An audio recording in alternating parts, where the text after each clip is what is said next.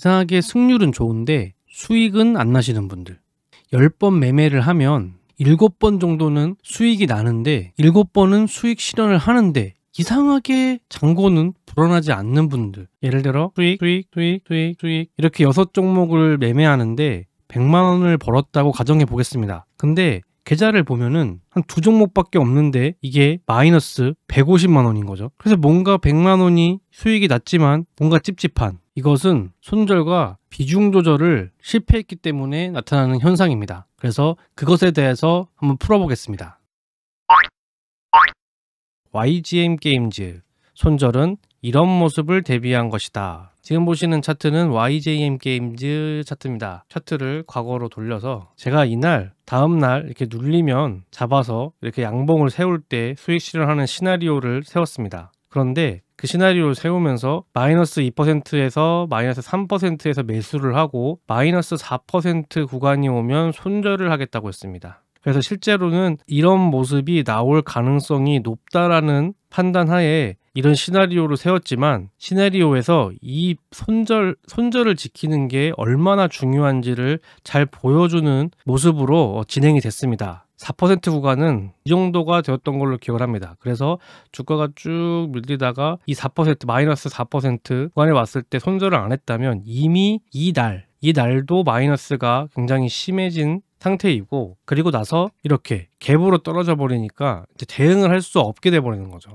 그러면 이제 그런 생각을 할 수 있겠죠. 여기서 보시면 이렇게 쭉 추세를 이어가고 있는 모습이니까 여기가 추세 하단이니까 이렇게 반등을 해주지 않을까, 그런 생각으로 가지고 갔다고 하면은 절대 깨지 말아야 할 구간이 이 전저점은 꼭 지켜야 되는 것입니다. 사실은 여기서 손절을 하는 것이 맞고, 만약에 손절을 못했다면 여기서 이렇게 다시 한번 반등을 해줬을 때 어느 정도 비중을 줄이고, 그 다음에 가져가다가 여기를 깰 때 다 줄이고, 이렇게 해도 마이너스가 여기까지는 마이너스 14%입니다. 그러니까 엄청난 마이너스율인 거죠. 그래서 여기를 꼭 지켜야 된다. 그리고 지금은 어떻게 됐냐면, 반등을 하는 것처럼 보였지만 결국 그 자리도 깨고 이렇게 시장과 함께 쭉 내려가다가 반등 한번 주고 그 반등했던 자리까지도 깼다가 다시 올라온 상태입니다. 그래서 최대 마이너스 30%까지 갔다가 현재는 마이너스 22%인 상태입니다. 여기서 바로 이런 식으로 상승을 만들어 줄지 아니면 이렇게 떨어질지는 판단할 수 없는 구간이지만, 이렇게 한번 추세를 깼기 때문에 1차적으로 저항이 됐고, 다시 여기 올라온다고 해도 여기서 조금 더 시간을 보내고 이런 식으로 보내고 올라갈 가능성이 높습니다. 아니면 추가 하락을 해서 여기서 좀 더 시간을 보내던가. 그렇기 때문에 여기서의 손절은 굉장히 중요했다, 이 말씀을 꼭 드리고 싶습니다. 그리고 손절이 힘드신 분들은 반드시 매수가 됐을 때 꼭 자동감시 주문을 활용해서 여기서 손절이 되도록 꼭 설정을 해 놓으시는 걸 추천드립니다.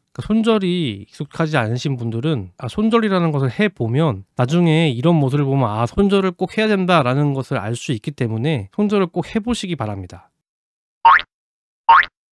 자, 계속해서 YGM 게임즈 차트를 보고 비중에 관한 얘기를 해보겠습니다. 자, 동일하게 매수를 여기서 했다고 가정을 하고, 주가가 이렇게 올라가지 못하고 내려올 때 손절을 하지 않고 가지고 있었다고 가정을 해보겠습니다. 자, 그래서 가지고 있었다고 가정을 하고 추세는 여기니까, 자, 여기서 바로 들어 올리면 내가 그냥 수익 실현을 하거나 정리를 하겠다고 생각을 했는데 여기를 뚫고 이제 내려간다. 그래서 예를 들어서 여기 종가에 2차 매수를 하고 그러고 또 떨어지네 해서 62평 이렇게 깨는 모습을 보고 종가에 샀다 라고 가정을 하겠습니다. 그러면 처음에 매수한 지점은 여기. 그래서 이렇게 총 3번의 비중에 따라서 매수를 했다고 가정을 해보겠습니다. 그랬을 때 평균 단가는 처음에는 여기와 여기 사이인 이쯤이 될 것이고, 그 다음에 이제 여기에 샀을 때는 이 비중이 이제 반밖에 안 되기 때문에 여기에 절반은 아닐 테고 이쯤이 평균 단가일 것입니다. 그래서 펜으로 그어보면 평균 단가가 한 이쯤 되겠죠. 이쯤. 평균 단가가 이쯤 될 텐데 중요한 건 이렇게 올라왔다는 겁니다. 그래서 비중도 크게 실렸겠다, 이렇게 올라왔을 때 약수익 구간이 됐을 겁니다. 이때 욕심을 부려서 매도하지 않고 가지고 있었다면 다시 또 그대로 저점을 깨는 하락이 나왔기 때문에, 이럴 때는 다시 한 종목 비중만 남겨놓고 정리를 일단 하는 겁니다. 아니면 내가 이 차트를 안 좋게 봤다면 그냥 여기서 모두 매도를 하는 전략으로 물타기를 했었어야 되는 거죠.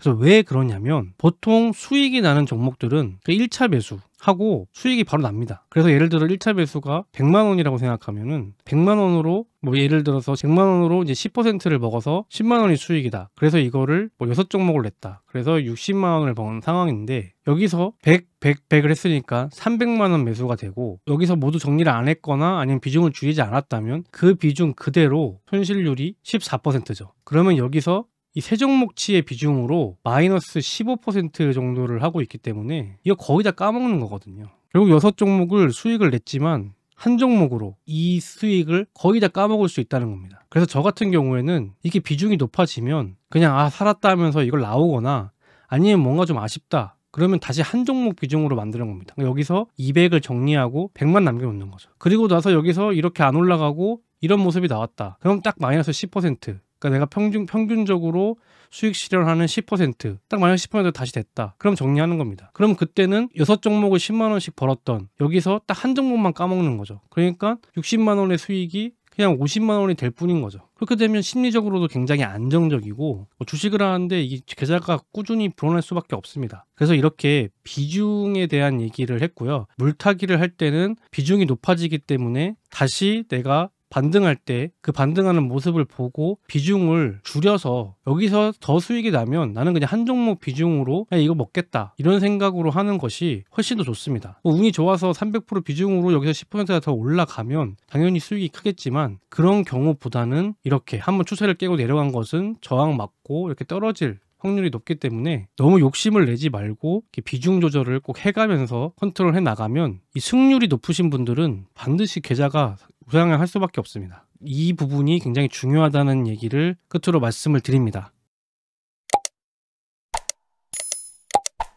그래서 오늘은 손절과 물타기를 했을 때 비중이 높아졌을 때 그 비중을 어떻게 조절할 것인가, 어떤 전략을 가지고 가져갈 것인가에 대한 이야기를 해봤습니다. 이 두 가지만 잘 되면 주식 투자하는데 큰 손실도 겪을 일이 없고 또 수익도 꾸준히 날 수밖에 없습니다. 이 부분들이 말처럼 쉬운 건 아니겠지만 자동감시 주문을 이용해서 손절란에서 손절을 한다던가 그리고 지금같이 이런 비중이 높아졌을 때 이 평균당화까지 올라왔을 때 내가 뭐 그냥 기계적으로 200만 원은 매도를 하고 가겠다라면 여기를 넘을 때 뭐 트레일링을 걸어서 여기서 만약에 쭉쭉 치고 올라가면 수익률이 커지고 그리고 뭐 마이너스 3%가 되면 매도를 하겠다 뭐 이런 설정을 해놨다고 하면은 여기서 잠깐 올라갔다가 여기를 뭐 3% 이상 못 올라가면은 마이너스 뭐 2%나 이렇게 손절이 될 수도 있지만 어쨌든 200만 원은 이렇게 정리를 하고 상황을 보는 방법 이런 것들이 어려우신 분들은 자동감시 주문을 이용해서 한 번, 두 번 해보시면 결과적으로 이렇게 나한테 좋은 점이 있구나 라는 것을 아실 수 있을 겁니다. 이번 영상은 여기까지입니다. 구독, 좋아요 부탁드립니다. 시청해주셔서 감사합니다.